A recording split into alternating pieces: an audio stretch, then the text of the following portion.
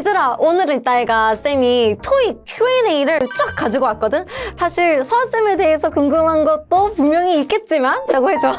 근데 이제 그거 말고 토익에 대해서 궁금한 게 너무 많잖아. 쌤이 댓글 하나하나 답변 진짜 다 달아주고 싶지만 너무 많아서 댓글을 못 달아줄 때가 있거든. 그래가지고 쌤이 우리 별님이들이 좀 평소에 많이 물어보는 거, 궁금해하는 거, 중복적으로 좀 많이 물어보는 것들을 답변을 해줄 건데 이제 그냥 쌤만 답변하면 좀 재미가 없을 수 있잖아. 그래서 오늘은 챗 GPT랑 같이 한번 답변을 진행해 볼까 해. 자, 그러면 첫 번째 질문으로 이 질문이 진짜 많이 올라왔었거든. 단어 공부를 먼저 해야 되냐, 문법 공부를 먼저 해야 하냐라는 질문이야. 별님이들은 어떻게 생각해? 단어랑 문법 중에 뭐 먼저 해야 된다고 생각해? 일단은 챗 GPT의 내용을 보니까 간단하게 봤을 때에는 동시에 공부하는 것이 가장 효율적이다. 그 이유는 단어와 문법을 상호 보완적으로 작용해 문장을 이해하고 말할 수 있는 능력을 향상시키기 때문입니다. 그러나 이 두 가지 중 무엇에 더 중점을 둬야 하는지는 학습자의 수준과 목표에 따라 달라질 수 있습니다. 이런 게 조금 이제 오히려 헷갈린다. 그러니까 쌤이 확실하게 정리를 좀 해주자면 단어? 먼저 문법은 이때 아이가 그 용어를 한글로 배우는 거다 아이가, 그치? 한글로 배우는 거에다가 영어를 입혀줘야 되는데 열심히 공식을 다 정리를 해봤자 단어를 딱 봤을 때 얘가 명사인지 형용사인지 부사인지 구분을 할 수가 없으면 그 한글로 배운 논리를 어떻게 적용할 건데. 그러니까 단어가 먼저 중요하다라는 거, 진짜 기초 체력이라는 걸 진짜 얘기해주고 싶어. 단어는 반복 많이 하면 할수록 점수 많이 올라갈 수 있어. 그 다음에 또 자주 물어봤던 거, 이거 단기간에 점수 올리려면 어떤 파트를 집중적으로 공부해야 되냐요. 뭐라고 해야 되지? 막 고구마가 한 100개 정도 쌓인 것 같은 그런 느낌이 드는 질문이야. 그러니까 우리 별님이들의 마음을 쌤이 모르는 게 아니잖아. 쌤 다 알잖아. 이 질문 자체가 되게 좀 너무 모호한 그런 게 있거든. 일단 챗 GPT의 의견 먼저 한번 물어볼게. 그치. 그러니까 어쩔 수 없어. 답변이 비슷하게 나와. 단기간 점수 상승을 원한다면 자신의 약한 파트를 먼저 파악하고 근데 문제는 우리 별님이들이 내가 어디가 약한지를 잘 모른다. 왜 점점 화가 나지? 그리고 집중적으로 보완하는 것이 효과적이다. 독해력이 부족하다면 어휘와 독해, 문법에서 실수하면 문법, 또한 기출문제를 풀면서 자주 나오는 걸 연습하는 게 중요한 전략이다.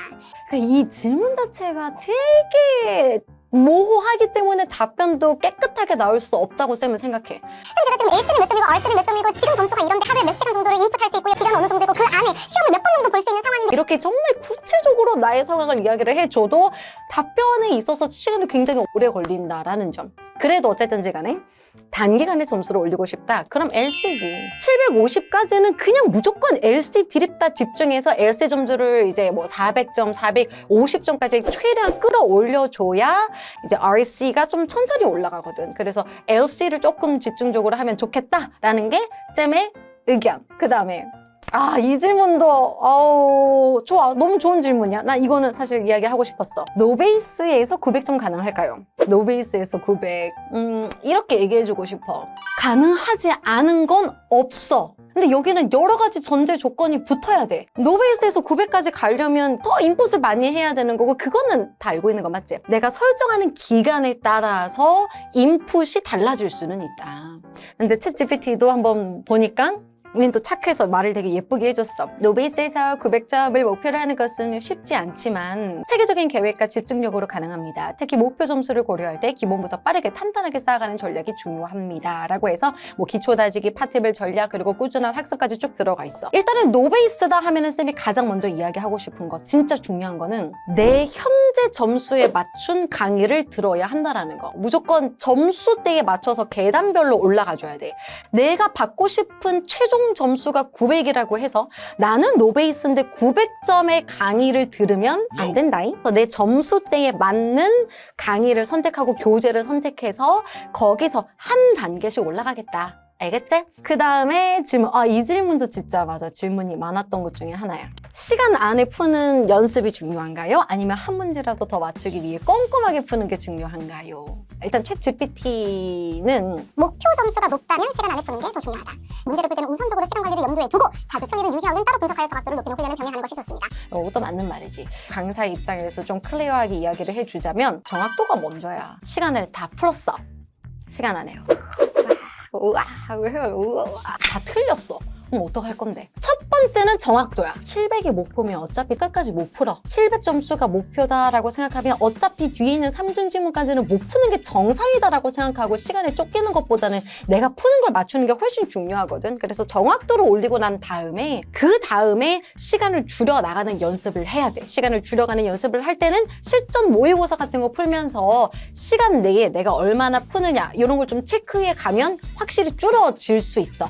처음에는 시간을 재고 풀기보다는 내가 몇 분이 걸리느냐를 먼저 한번 확인해봐. 그 다음 회차부터는 목표하는 점수를 설정하고 그 안에 푸는 연습을 하면 돼. 기본적으로 고득점을 목표로 한다. 850점 이상을 목표로 하는 친구들한테는 RC 기준 Part 5 7분, Part 6는 8분, 그리고 Part 7은 54분에서 55분을 기준으로 문제를 풀지 나머지 5분은 마킹으로 빼니까 그래서 그거를 참고해서 줄여나가는 연습을 했으면 좋겠어. 그 다음 질문! 토익 일주일 남았어요. 개념 정리를 먼저 하는 게 좋을까요? 기출을 먼저 푸는 게 좋을까요? 일단 그럼 챗GPT 한번 물어볼게요. 7일 전이라면 기출에 집중하는 것이 더 효과적이다. 시험 직전에는 새로운 개념을 학습하기보다는 실전 문제를 통해 시간 관리 능력과 문제풀이 감각을 익히는 것이 중요합니다. 또한 오답 분석을 통해 자주 틀리는 유형이나 약점을 보완하는 데 집중하세요. 이것도 케이스마다 좀 바뀔 것 같긴 해. 만약에 내가 공부를 하나도 안 하고 7일 전에 갑자기 맞다. 나 다음 주 토익이지? 이렇게 이제 급한 마음에 물어보는 거다. 그러면 그냥 아무거나 해. 어차피 공부 안 했잖아. 공부 안 했으면은 뭐 어떡할 거야. 아무거나 해. 근데 이제 공부를 했다고 생각을 했을 때는 그래도 이제 실전 문제 같은 거 좀 많이 풀면서 실전 감각을 익히는 게 중요하다고 쌤도 생각은 해. 쌤은 보통 7일 전이다 하면 쌤이 예전에 이제 뭐 다른 시험이든 토익이든 이런 거 준비하면서 내가 많이 썼던 방법은 진짜 이제 청취나 LC 같은 경우는 이동할 때 그냥 주구장창 틀어놨어. 이거 그냥 틀어놓는 것만으로도 귀가 많이 뚫려. 너네가 상상하는 것 이상으로. 우리 그 빈출 문장 그거 있다 얘가 그거 듣고 LC 점수 올랐다는 친구들 진짜 많으니까 그거 왔다 갔다 하면서 진짜 많이 들었으면 좋겠어. 그리고 이제 문제 풀면서 이제 자가 점검이 들어갈 거 아니야. 내가 이상하게 자꾸 얘가 나오는 건 틀리네. 얘가 들어가면 틀리네. 이런 거를 리뷰를 좀 꼼꼼히 했던 것 같아. 어차피 시험장 들어가면 내가 풀었던 문제랑 똑같은 문제, 토시 하나 안 틀리고 완전히 똑같은 문제는 출제되지 않는다. 유형에 대해서 어느 정도 익혀두는 게 중요하니까 그런 거 좀 중점적으로 보면 좋을 것 같아. 이거 토익 시험 중 빌런이 있을 때 가장 효율적인 대처 방법을 알려줘.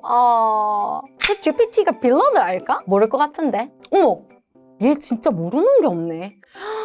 소음이나 방해 요소, 일명 빌런이 있을 때는 최대한 집중력을 잃지 않는 것이 중요합니다. 감각 차단, 귀마개를 준비해서 소음을 줄이고 눈에 띄는 행동을 거슬릴 땐 시험지나 책상 위에만 시선을 고정하세요. 방해가 심각하다면 시험 감독에게 조용히 손을 들어 상황을 알리세요. 일단은 내가 얘기해 줄 수 있는 건 딱 두 가지인 것 같아. 첫 번째, 너무 심하면 감독관님께 요청을 해. 그 방법으로는 근데 약간 우리 서로 다 같이 시험 치러 왔고 다 같이 잘해보자라고 온 거니까 너무 막 수치스럽게 막 감독관님 이러면서 저 사람요 막 이렇게는 하지 않았으면 좋겠고 저 사람한테라고 하지 말고 전체 공지로 다리 떨지 말라고 한 번만 말씀해 주실 수 있으세요? 다른 사람한테 막 너무 상처 주고 이러지 말고 그 사람 그럼 망치거든. 나도 망치지만 걔도 망치거든. 다 같이 망치거든. 그래서 그렇게 하면 알아. 아까 포인트 하는 것보다는 그래서 좀 좋은 분위기에 할 수 있고 그 두 번째는 뭐냐면 일단 디폴트라고 생각해. 분명히 다리 떠는 사람은 있다. 분명히 종이 세게 넘기는 사람도 있다. 맴이나 갑자기 민방위 훈련을 할 수도 있다. 여러 가지 상황은 기본이다라는 걸 깔고 들어가는 게 맞아. 우리가 미리 연습하고 들어가야 돼. 그래서 쌤이 수학 PT 우리 LC 연습했을 때 계속 깔았잖아. 다 모든 게 방음이 되어져 있는 상태에서 시험 치는 게 아니기 때문에 그건 기본이야. 그 다음 많이 풀기 아니면 틀린 문제를 다시 풀기. 이거 진짜 많이 물어보는데 챗GPT는 틀린 문제를 다시 풀기가 더 효과적이다. 이건 진짜 챗GPT랑 쌤이랑 생각이 완전 똑같다. 쌤 완전 AI네.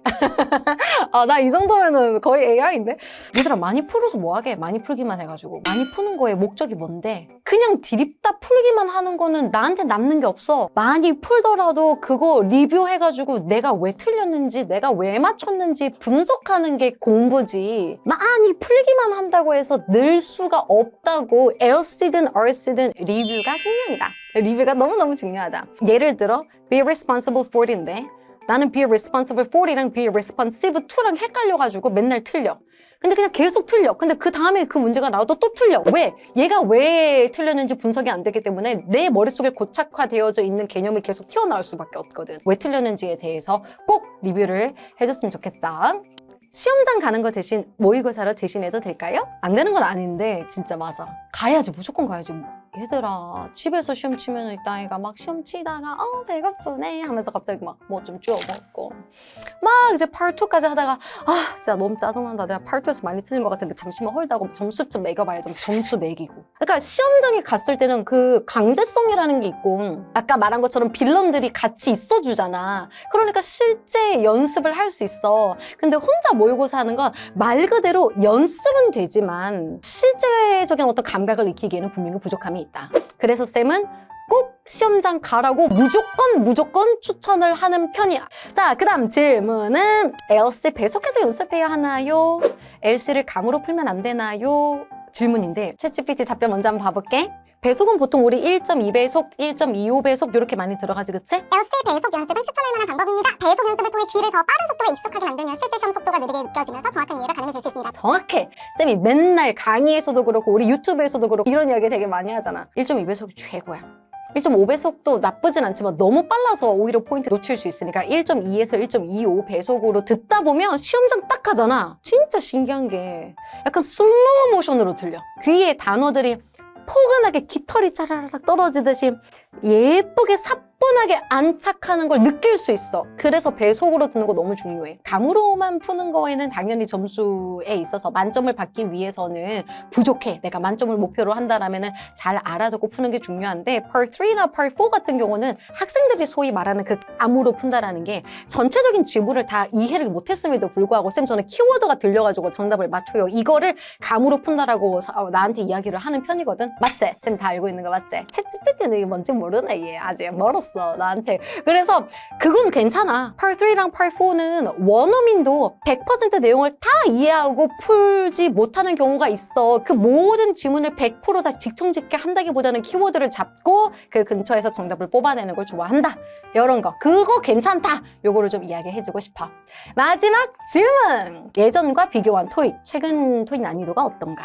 쌤이 매회 시험을 치고 있기 때문에 정확하게 알고 있는데 최근 토익으로 갔을 때에는 나도 이런 말 별로 하고 싶진 않지만 좀 짜증나게 건들면서 어려워지는 추세지. 정확하게. 특히 LC 같은 경우는 갑자기 전투적인 말투를 가진 영국식 성우가 나와가지고 와다다다 쏟아내면은 정신 혼미해지거든.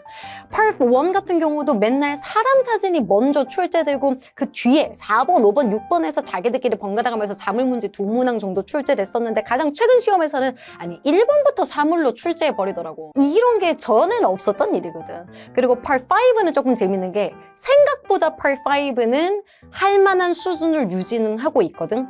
Part 6는 우리 원래 조금 싫어하는 게 하나씩 들어가 있잖아. 어휘 문제에서 난이도 좀 올리는 느낌이 있지. 그리고 Part 7이 좀 많이 어려워져. Part 7이 전체적인 내용을 다 파악을 해야지만 풀 수 있는 경우가 좀 많아지고 있고 세부적으로 물어보는 거, not true 문제라던가 아니면 이중지문, 삼중지문의 연계 문제라던가 이런 단서들을 곳곳에 숨겨두는 경우가 많아서 시간을 좀 많이 빼먹게 된다가 내가 생각하는 최근 토익 난이도야. 자, 그러면 챗GPT 답변 한번 봐볼게. 일부 변화가 있는 것 같습니다. 전반적으로 문제의 유형이나 형식은 큰 변화가 없지만 일부 수험생들은 특정 문제의 난이도가 높아졌다고 느끼기도 합니다. 특히 듣기 파트에서 자연스러운 대화의 속도가 빨라졌거나 읽기 파트에서 긴 지문이 많아지는 경향이 있습니다.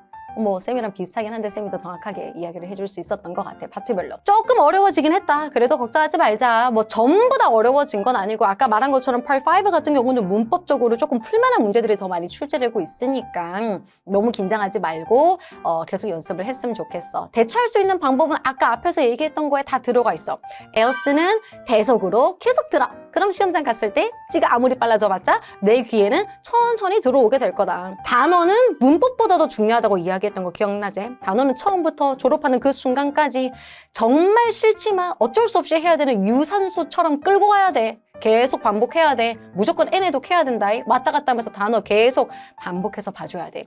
문법, LC 계속 쌤 영상도 많이 보고 쌤 교재, 쌤 강의 많이 활용했으면 좋겠고 Part 7 같은 경우도 실제로 문제 좀 풀면서 시간 재면서 내가 그 시간 안에 이 전체적인 54문항을 잘 풀 수 있느냐, 체력이 되느냐를 확인하는 시간 꼭 가졌으면 좋겠어. 예, 다 했다. 구독, 좋아요 눌러주세요. 질문이 이것 말고도 많이 있을 것 같아. 여기 영상 밑에다가 쌤 저는 이런 것도 궁금했는데요 싶은 게 있다면 남겨놔. 쌤이 다 댓글을 바로 남기지는 못하더라도 그것도 잘 참고해서 다음에 뭐 토익 Q&A 뭐 2, 시즌 2 이렇게 해가지고 또 답변해 줄 수 있으니까 그럼 쌤은 또 다음 시간에 다른 영상으로 인사할게. 안녕.